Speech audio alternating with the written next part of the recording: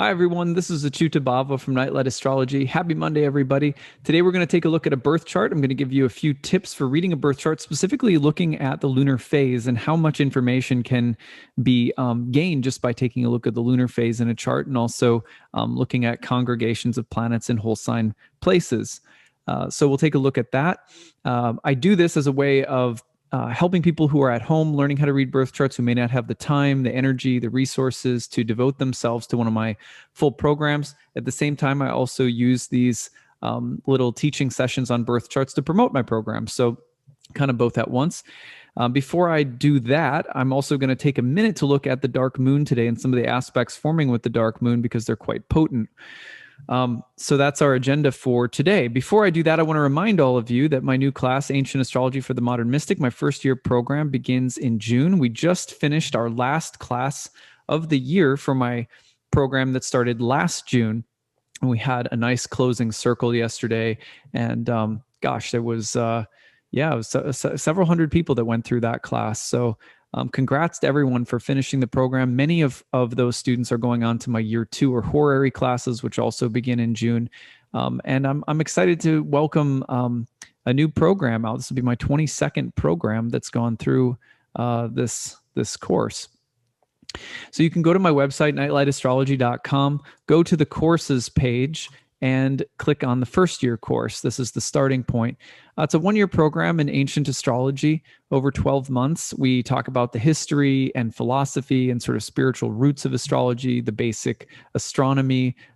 We talk about the influence of modern depth psychology the influence of modern depth psychology and astrology in the modern era, and we compare and contrast it to the way that ancient astrologers practiced. And eventually we look for a kind of synthesis between the two. But we are really diving very deeply into the most foundational elements of technique and craft that ancient astrologers used. As we go along throughout the program, one concept sort of builds on the next until we reach a place where we start practicing with live charts and live clients, and with charts that students bring in to class to work on. It's a really great program. There's lots of extra bonus material, homework, quizzes, breakout study sessions with my staff, group forum time. You can email me with questions throughout the year.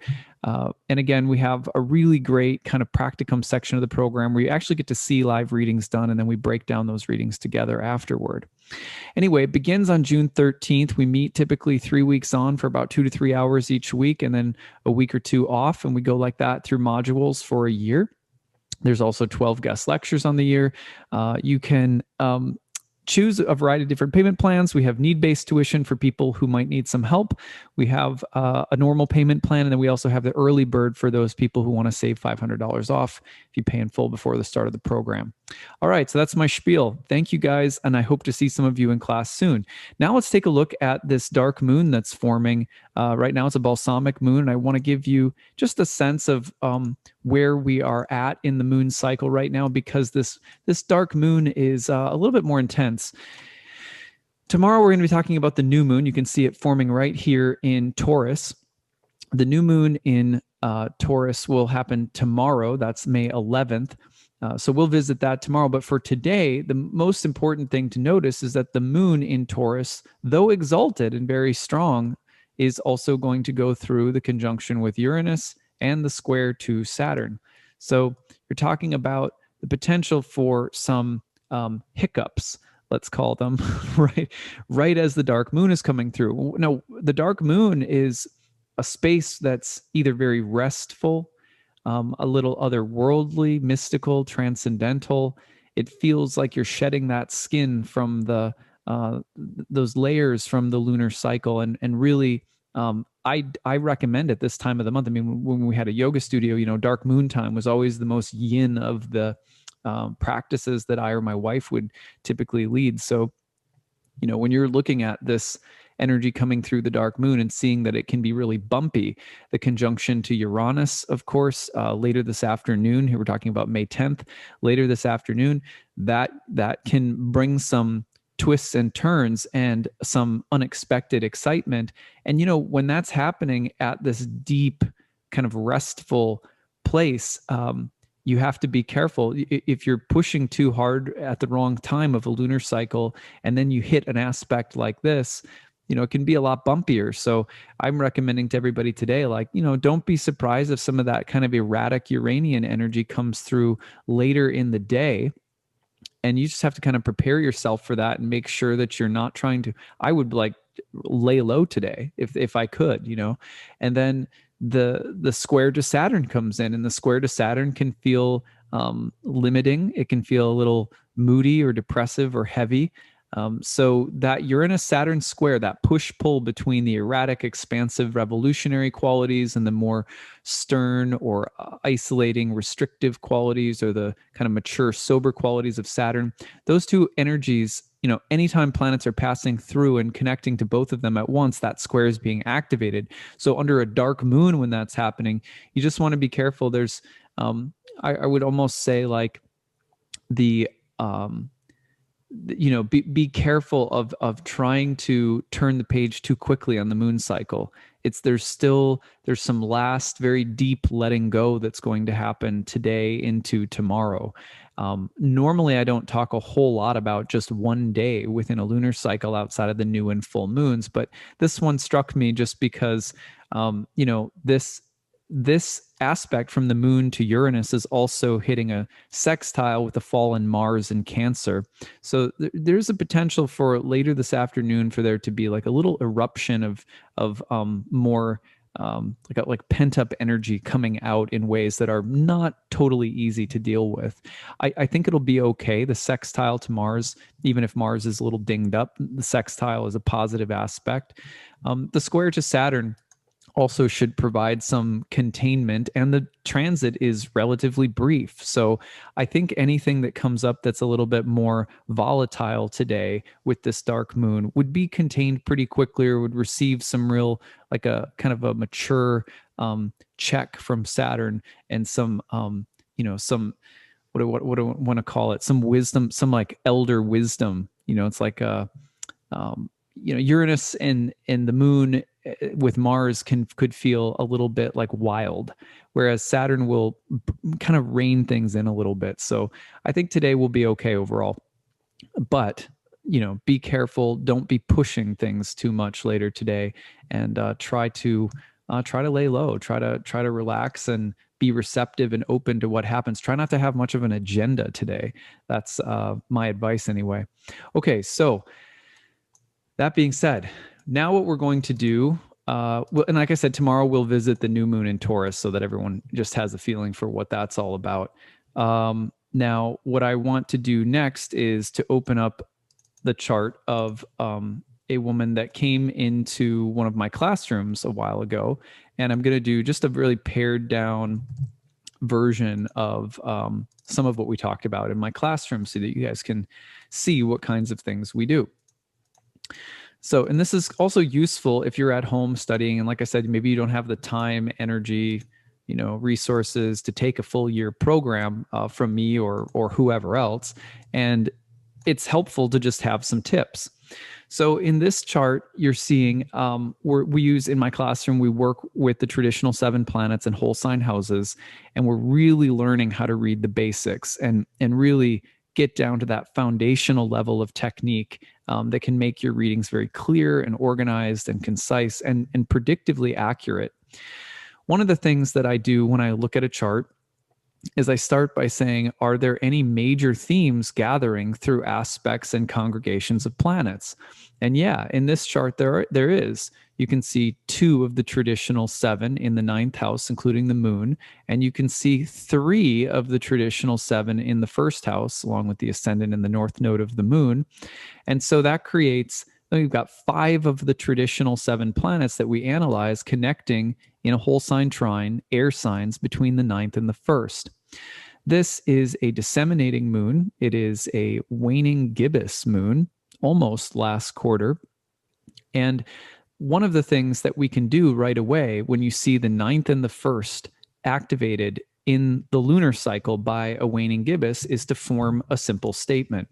For example, once we know what does the waning gibbous moon represent, Well, it represents dissemination of experience, knowledge, karma, and let's just say activities.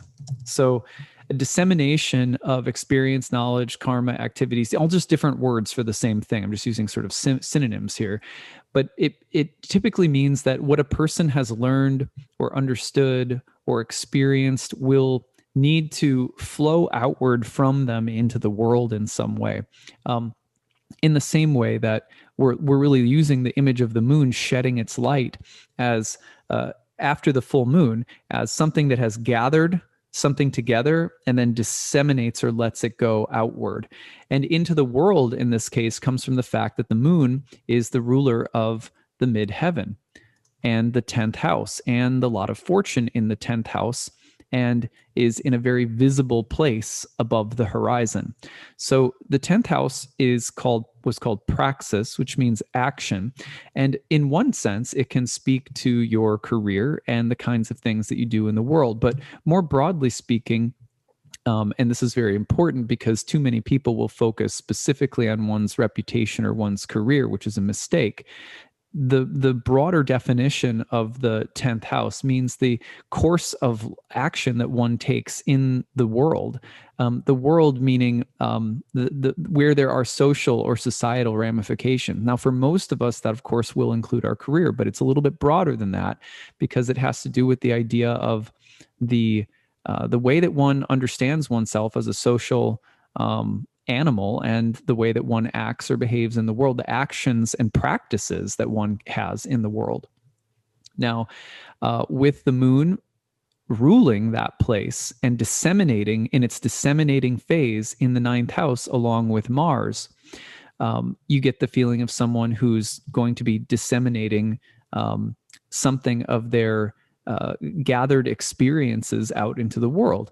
So what would that mean in the 9th house? Well, it would mean a dissemination of higher knowledge, of higher education, or of religious experience that they would perhaps need to share, teach, or explain things that they've learned or studied or understood philosophically or spiritually. They mean to travel. They mean to maybe they need to pursue a variety of different trainings or educational programs with a double-bodied sign, like a very adaptable and changeable sign like Gemini. And it'll probably be something research oriented, something related to the body, something related to analytical or kind of, executive mental qualities, some very particular technical set of skills. These are all Mars and Gemini kinds of things that are also coloring it with the moon. Now, the moon could pertain in the 9th house to something like the study of medicine or the body or real estate law, or, there's all different kinds of combinations that you could get. And usually the point in a reading is not to try to offer an interpretation that's overly specific. As I always say, if you try to hit the bullseye, you'll miss the dartboard entirely most of the time. If I give them a range of things like, research, technical, analytical skills, data, maybe things involving the body, or things involving public policy, moon in the 9th house, that's one of the possible delineations. And there's lots of others too, but I just kind of offer a range and then say, but the point is that it'll be very important for you to learn, gather insight and information and share it with the world. And probably something that has that kind of technical analytical quality with Mars there in Mercury's sign. Now, that's the first read because of the moon phase. All I've done is really look at the moon phase and then place the moon phase in the 9th house. And look at the fact that the moon is very public here and rules the career house, or the place where a person is concerned with their public activities. And so the other thing that's very important here is in the first house, you also have a collection of planets. So what does it mean that we also have a nice stellium of planets in Libra? Well, in the sign of in the first house, I should say, when the sun is in the first house in particular, it's almost always that it's super cliched, but it's almost always just dead on, which is that the person is looking to individuate. Now, we're all looking to individuate in a way, but when a person has the sun in the first house, it is as though they are dawning on the world. There's a conscious effort to integrate and incorporate the archetypal qualities of the sun into the mind, the body, the appearance, the personality. And that for most people, that means, let's just say sun in first. We'll put some qualities here. Leadership. You want to taking personal risks. That's another first house sun quality. Let's just say sharing one's gifts and creative nature with the world. Overcoming, let's say, personal doubt or insecurities. These are often first house kinds of qualities. You usually will have it go one of two ways. A person with the first house sun has all of these qualities in spades and is oftentimes going to be looking how to, CTFO and coexist with other people and not be so selfish or something like that. That's one extreme. Or the person has the sun in the first house specifically because they don't have those qualities and they're trying to cultivate them. But it's usually one or the other, and you got to kind of feel out the context of the chart. When a person has Venus in Libra, Mercury in Libra, the sun in Libra, all in the first house. Remember, the sun is in its fall in the sign of Libra. However, we do have Venus here in her rulership. So one of the things that I look at here is I go, well, how good is, a sun Venus person at asserting themselves?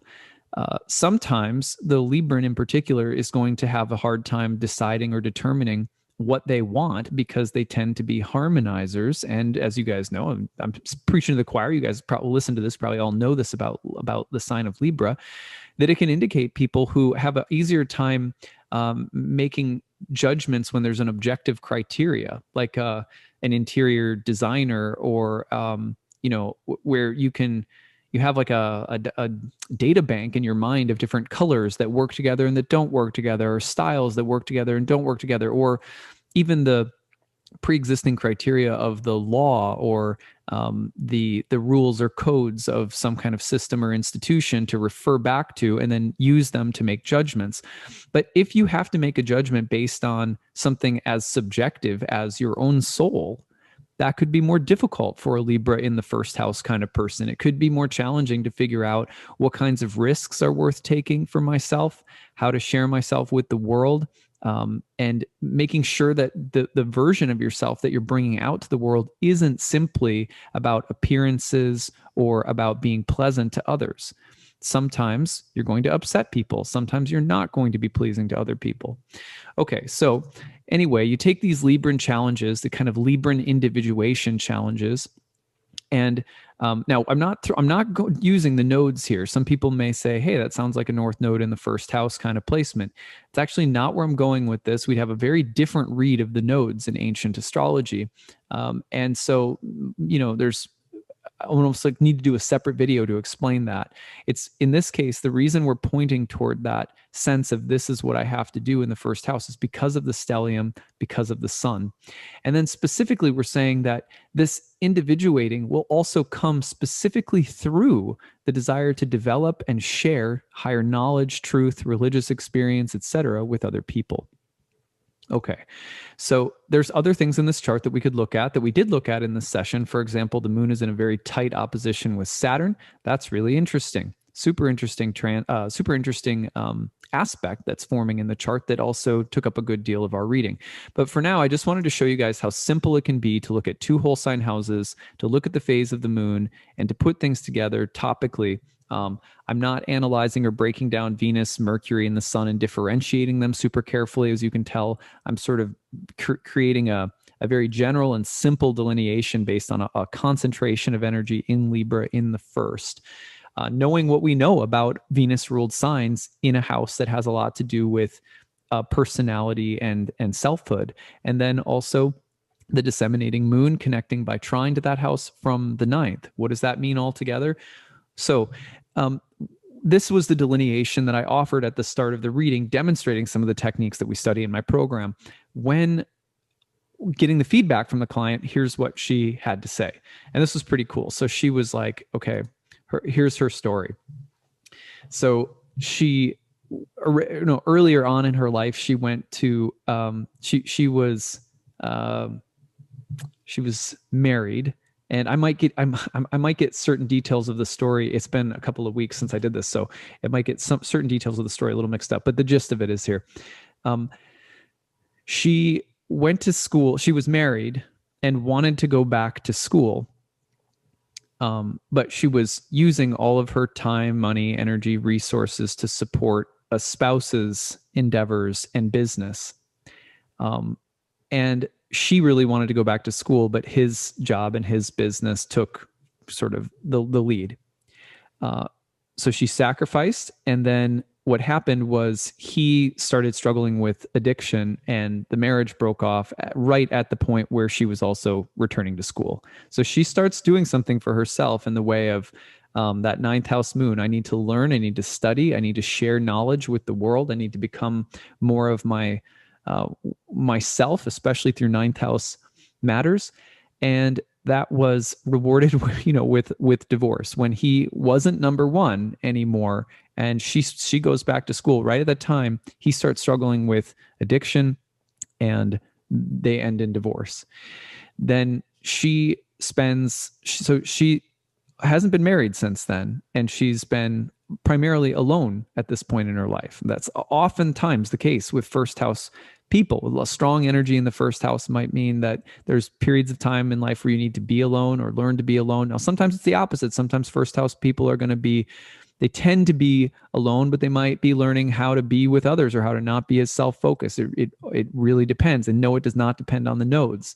I'm just saying that in advance so that people don't go nuts with that.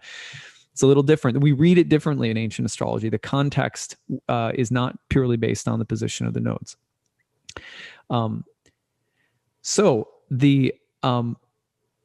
But in this case, she then went back to school, and she went back to school for medical technology. So she's got that moon and Mars in the ninth house.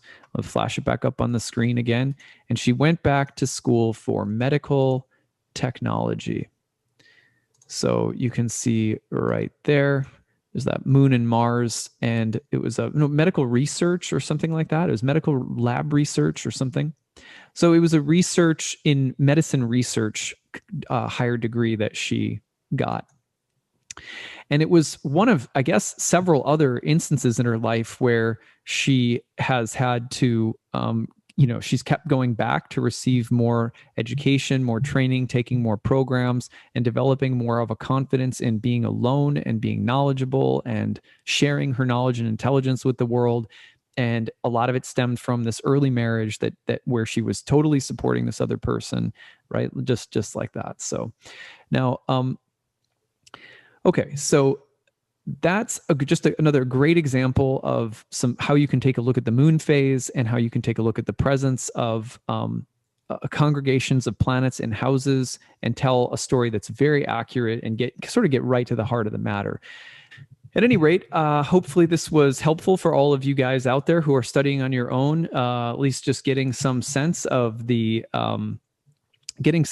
for how the concentration of planets and houses and the moon cycle comes into contact with one another. I think that's super important and helpful to, emphasize in your own readings. So reminder, here you go to my website, nightlightastrology.com, go to the first year course page. You can learn all about my upcoming program and sign up if you want to. The early bird rate lets you save $500 off the program. If you guys have any questions, feel free to email me, info@nightlightastrology.com. Otherwise, I hope that this was a valuable practice today.